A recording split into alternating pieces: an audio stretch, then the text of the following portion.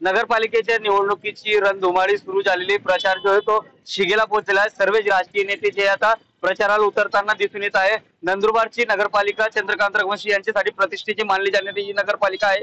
गेल्या अनेक वर्षापासून चंद्रकांत रघुवंशी यांची एक हाती सत्ता राहिलेली, काँग्रेसच्या बालेकिल्ला म्हणून ही नगरपालिका ओळखली जाते असते। मात्र चंद्रकांत रघुवंशी भाजपा शिंदे गटात आल्यानंतर ही नगरपालिका होत आहे आणि आपल्यासोबत स्वतः आमदार चंद्रकांत रघुवंशी आपण त्यांच्याशी जाणून घेऊया की नक्की नगरपालिकाची निवडणूक कशी होणार आहे आणि त्याच्यासाठी किती प्रतिष्ठेची मानली जाणार आहे। सर काय सांगणार की ही निवडणूक कशी प्रतिष्ठेची मानली जाणार आहे?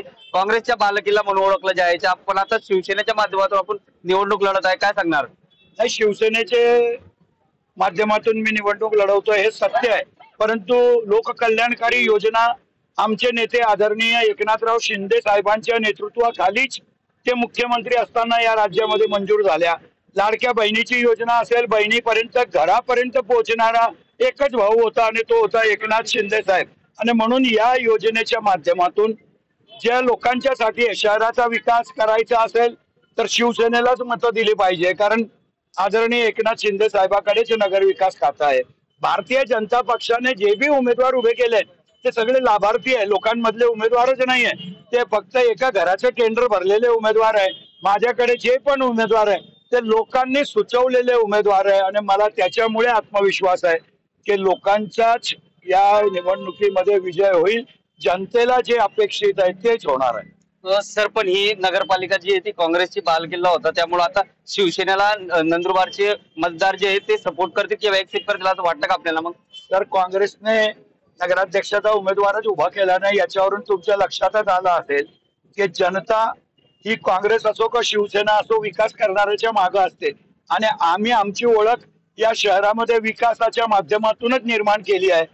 30-30 वर्ष झाले लोक आमदार आहेत, परंतु काहीच केलं नाही या शहरासाठी, हे जनतेला माहिती आहे आणि अजून बी सुभाष चौकात सांगेल। पण जो बी लेखाजोखा आहे जनतेसमोर आहे। अत्यंत चांगल्या प्रकारे नंदुरबार शहराचं नियोजन आम्ही केलंय।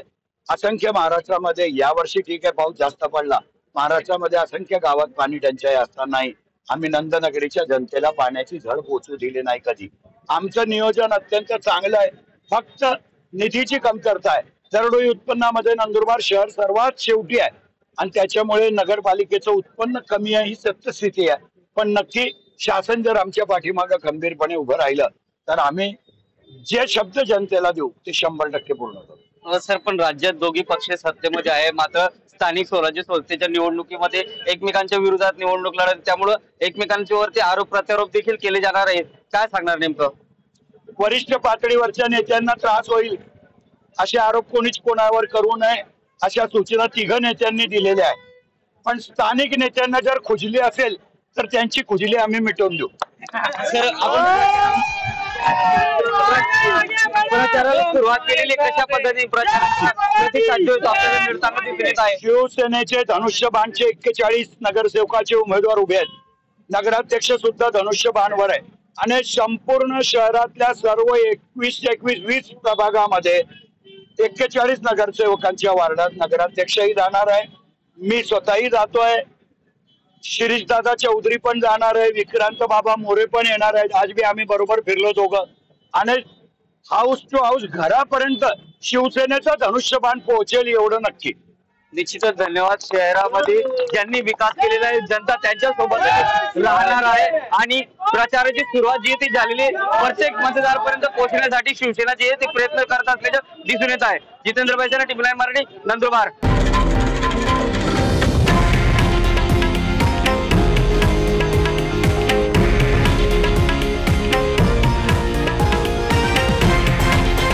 हे आहे देशातील नंबर 1 न्यूज नेटवर्क आणि आपण पाहत आहात टीव्ही 9 मराठी, एकमेव।